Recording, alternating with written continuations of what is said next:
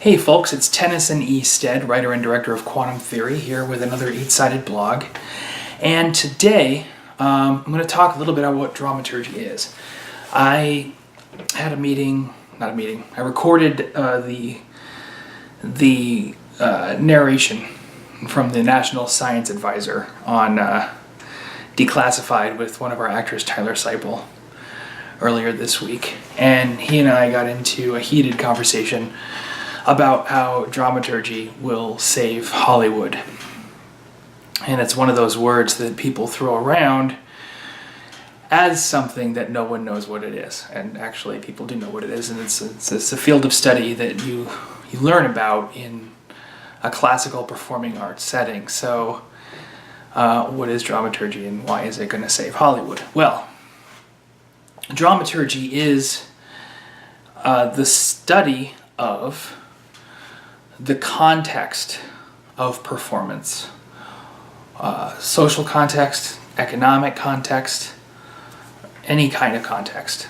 The intentions of the writer, the intentions of the director, what's going on in this play, and how does this play relate to the people around it, and how did it relate to the people around it when it was written. So, a serious dramaturg is going to actually know a lot about history, because many of the plays that we perform were not written in recent memory. They were written long, long ago. They were performed, and they were performed in a very specific setting with very specific tools on hand, both in terms of how are people going to actually put on this production. You know, what resources does a company have when they're putting on an Ibsen play or a Shakespeare play in Ibsen or Shakespeare's time, and also how did the audience relate? What socioeconomic tools did the audience bring to the theater? What did they come into the theater expecting? What did they come into the theater relating to? What were their personal experiences like? And what were the jokes? Which parts of the play were funny? Even basic stuff like that, really is a dramaturg's job to understand. And by studying the context of every production, you start to gain a sense and you start to gain a background for what the needs of those productions were, how those productions actually developed in response to not just the expectations of the audience and not just the technological restraints that they were under, but what did the company actually need to accomplish. Most of the time, a company puts on a show either because they need to sell tickets, or even today, I talk to screenwriters all the time who are writing this and that because it's so hot right now, or because they think an investor is more likely to pay for one kind of production over another kind of production. Well, 100 years from now, dramaturgs are going to be figuring out what the hell was going on with us and why we were writing these shows. So, one of the things that you learn studying dramaturgy is how theater companies stay in business over the course of long periods of time, because you start to study how different theater companies did stay in business, and you start to see the commonalities between, for example, how Shakespeare put on a show and how Ibsen put on a show and how we put on a show. What is the same, what has changed, and what hasn't. And from a business standpoint, you don't get to talk about market trends unless you're a dramaturg. You don't understand what market trends are if you haven't studied them. You can't talk about them just by opening up the front page of Variety and seeing what's at the top of the box office right now, because any business person, any serious, well-learned business person will tell you that an isolated incident is not a trend. 3 isolated incidents arguably are not even a trend. A lot of really sophisticated business people will only look at market trends that have run on for at least 20 years. Certainly not any less than 5. And there's no market trend in Hollywood that lasts longer than 5 years, according to the trades and according to sort of popular wisdom. So, what I'm getting at here is that dramaturgy really is, I got something in my mouth. Dramaturgy really is the answer to the catch-as-catch-can panicked decision making that Hollywood is so ardently engaged in right now. And it's also a very clear case for how the notion that there's this economic body of knowledge in Hollywood and this creative body of knowledge, and that the two are somehow separate. That, in other words, being good at the business of movies is a different thing from being good at making movies.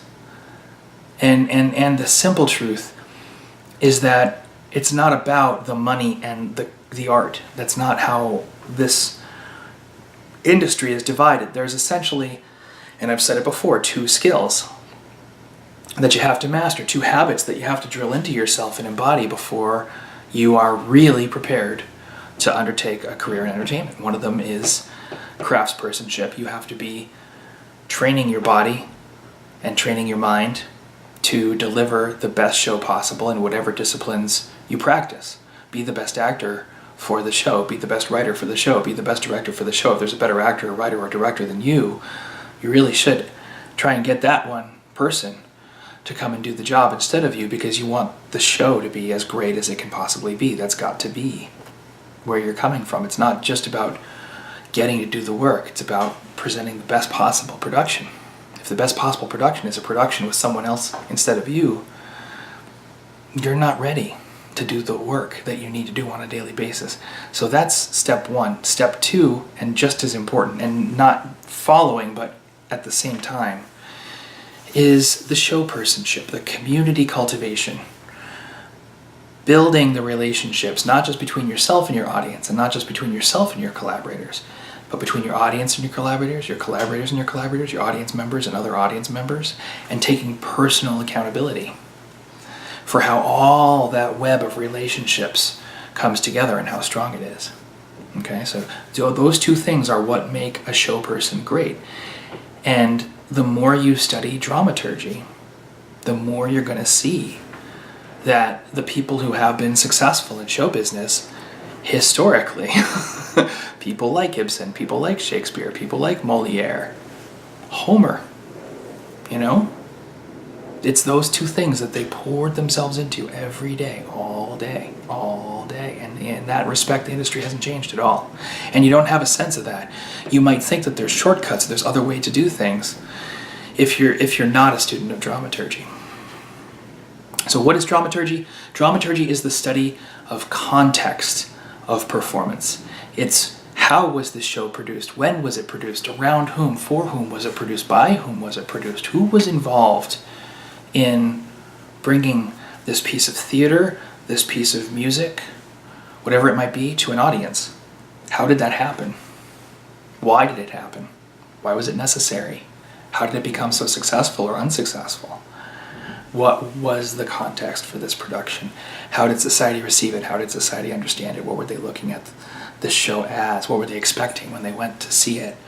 And what were other shows like at the time? What tools did these people have? That whole sort of box of questions. It's a very big field of study, and there's bottomless information to drill through. The second you start really scratching that itch, you're never going to stop. And